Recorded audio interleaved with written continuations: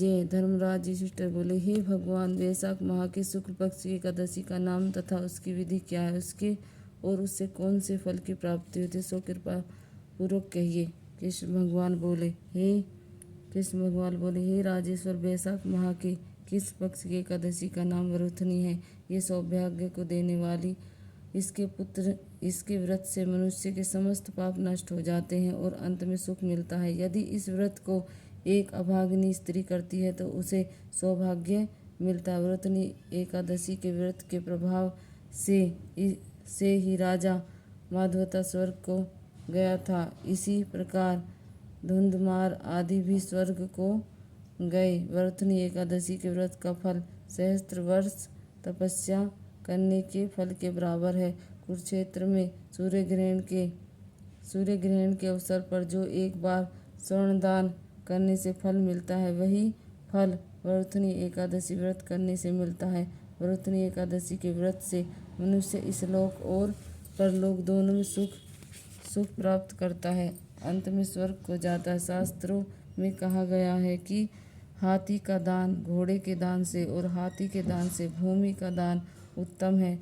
उससे उत्तम तिलों का दान, तिल से स्वर्ण दान, स्वर्ण से अन्नदान श्रेष्ठ है। संसार में अन्नदान के बराबर कोई भी दान नहीं। अन्नदान से पितृ देवता मनुष्य आदि सब तृप्त हो जाते हैं। शास्त्रों में कन्यादान के बराबर माना गया। वरुथनी एकादशी के व्रत से अन्न तथा कन्यादान का फल मिलता है।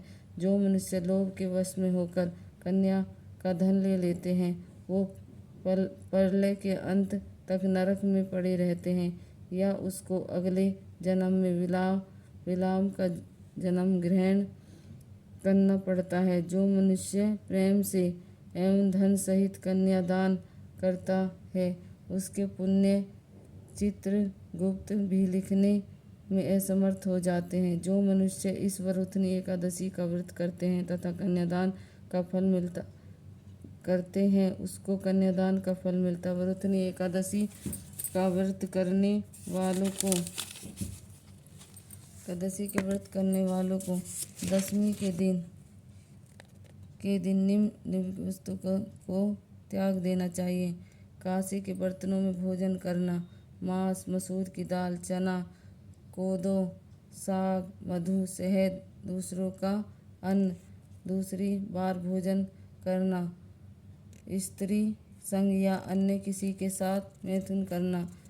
उस दिन जुआ नहीं खेलना चाहिए तथा शयन नहीं करना चाहिए। उस दिन पान खाना, दातून करना, दूसरे की निंदा करना तथा चुगली करना और पापियों के साथ बातचीत भी नहीं करनी चाहिए। उस दिन क्रोध, मिथ्या भाषण तथा त्याग कर देना चाहिए। इस व्रत में नमक, तेल तथा अन्न वर्जित है। हे राजन, जो मनुष्य इस एकादशी को विधिवत करते हैं, उसको स्वर्गलोक की प्राप्ति होती है। इस व्रत के महात्म्य को पढ़ने से 1,000,000 गोदान का फल प्राप्त होता है। इसका फल गंगा के स्नान करने के फल से भी अधिक है। बोलो काशी मैया की जय। बोलो काशी मैया की जय। तो सबको एकादशी का व्रत जरूर करना चाहिए, क्योंकि ये बहुत सर्व और श्रेष्ठ है। बोलो राधे राधे। जय श्री कृष्णा। राधे राधे।